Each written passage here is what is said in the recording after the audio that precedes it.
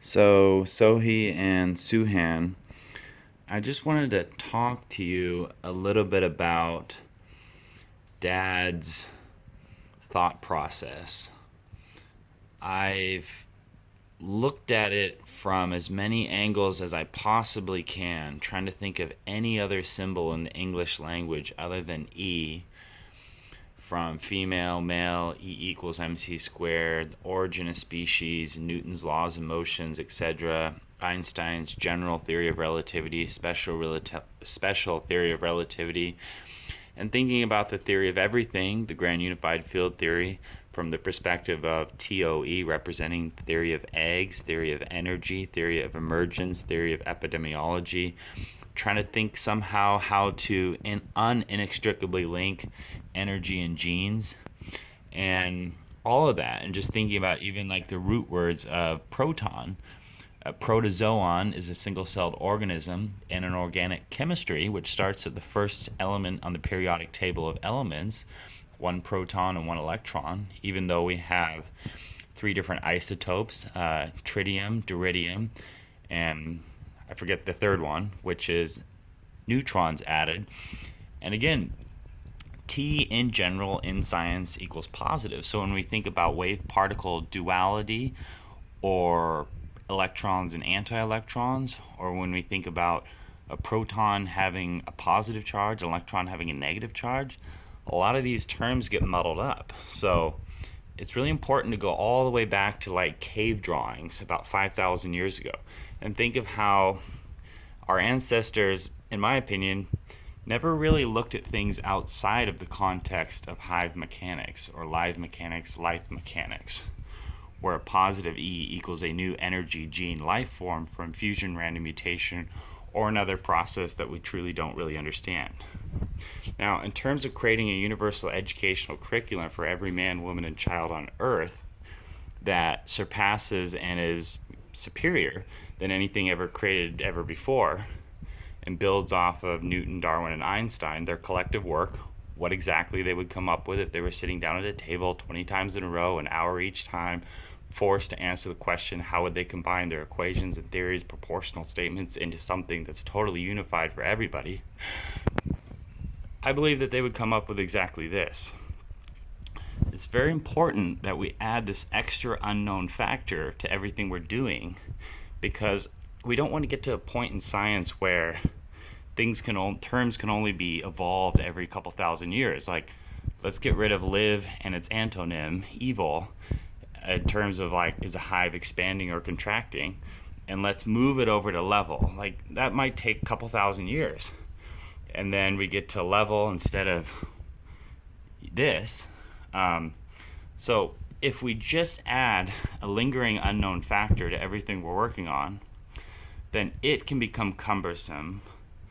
It can become the thing that makes our children be able to communicate and our grandchildren be able to communicate, because they can work on the exact same concepts, but if we use this model, we wouldn't be, it's just exactly what Einstein, Darwin, and Newton would come up with if they were forced to sit at a table together, and then move them 50, 100 years into the future where we are now, seeing the internet, artificial intelligence, the moon landings, things that, even a child nowadays has more of an intuitive understanding of the world and the way it works and the potentials that are out there than the fathers of science.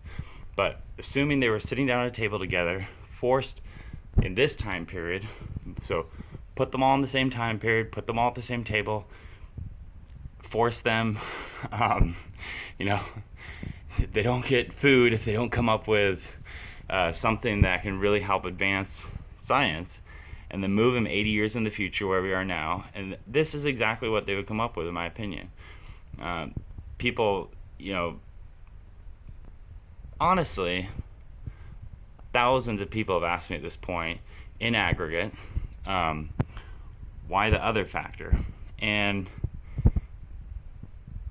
I don't have a great answer other than we don't want to get to the point where, like, for example, emergence in biology, something becoming more than the sum of its parts, doesn't in any way associate with the concepts of physics or math. It's like nothing is ever more than the sum of its parts. Well, these two things need to perfectly connect. And since we cannot get them to ever perfectly connect, Sohi, Suhan, Nayan, Nayana, we need to come up with a lingering unknown factor that's always part of the proportional statement. And that's Dad's best guess, Dad's educated guess. So I hope long after I die, you can take this to a whole nother level. But if you watch this video a couple times, you really think about what Dad's saying, you can build off of what Dad's talking about and take it to another level. Because we're really stuck at like matter and energy. And then if we want to get more abstract, we can say dark matter and dark energy. And then we're like, well, what the heck's matter? Matter has mass and takes up volume, space, or space-time. And I won't get too into it, but I have several loose series of observations that may be formed into a hypothesis or hypotheses about why space-time, not just space, which Einstein figured out with his general theory of relativity. But again, the closest concept to matter is materialization, which doesn't in any way, shape, or form associate with chemistry, mathematics, and physics, which is outrageous and absurd, but it's the truth. So we need a lingering unknown factor. That way we can help all our children work together, collaborate, and compete. You want a child in Africa, like a poor girl from a poor family. Her mom's had 8 kids as an insurance policy to not be forgotten about or neglected as an old person because her country in Africa has no social security system or NHS. I'm rambling, but basically, in order for people to be able to compete and collaborate, they need to be able to speak the same language. I mean, you need to have shared symbols. Otherwise, they're talking past each other, and they have no idea what each other's talking about. And let alone the history of the concepts and who debated what and how and when and why and what that means and how it relates to this and that. If you don't speak the same language, you don't have the same shared symbols, shared concepts. There's no way to really. I mean, it basically ends up when less than 1% of people are actually working on collaborative or competitive science. Everybody else is not really competing or not really collaborating because they're not really speaking the same language or sharing the same concepts or coming at anything from really the same perspective or anything else. So, TopWiki, as a business, earns its social operating license or social operating permit based upon solving a trillion-person problem over time, over the thousands of years to come, hopefully. Great unknown, God willing.